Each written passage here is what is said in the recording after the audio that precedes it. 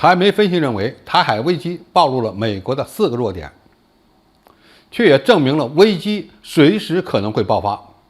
中国要保持定力。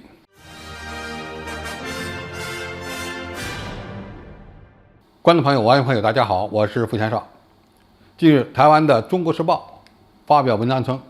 此次台海危机有损美国国际形象，美国病得不轻。作者列举了美国在这场危机中所暴露的几个弱点：二是在面对等量级对手的军事战略上缺少底气；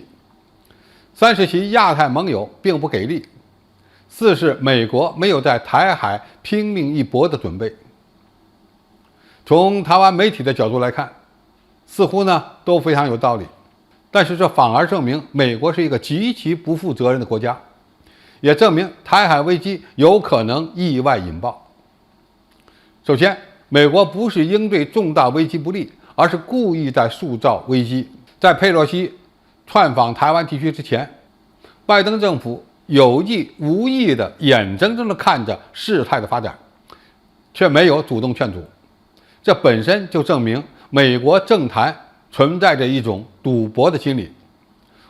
或者说是民主党原本就希望在台海引发一场军事危机，从而达到消耗中国大陆以及拉抬其中期选举支持率的目标。事后，美国社会开始反思佩洛西窜访的负面影响，但是并没有影响到美国随后有议员继续窜访台湾地区。这也证明美国的政客非常愿意看到台海发生冲突。其次，美国并没有做好与中国进行全面军事较量的准备，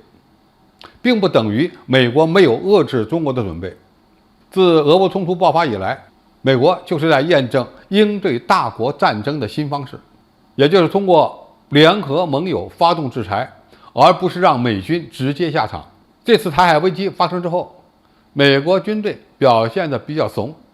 但是从美国联合了30多个西方国家关切所谓的台海和平，通过G7发声，给佩洛西的挑衅进行解释来看，未来中国武力统一要面对的主要是舆论战和经济制裁。美国的终极战略是维护其全球霸权，在实力相对下降之后，如何拉着西方国家一起行动，一起制裁中国，这恐怕是我们不得不面对的新情况。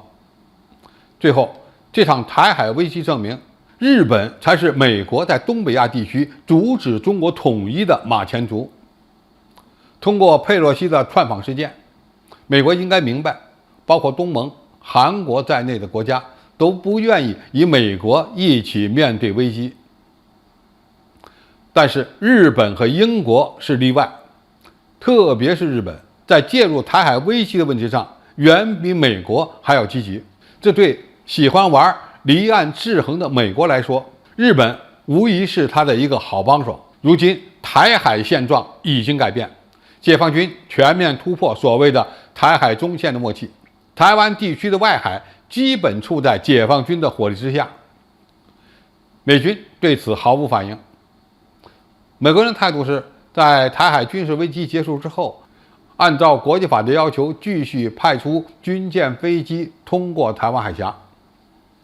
问题是，这么做又有什么用呢？我们看待美国人的表现，既要看到其无决心、无能力的一面，也要看到其险恶用心的一面。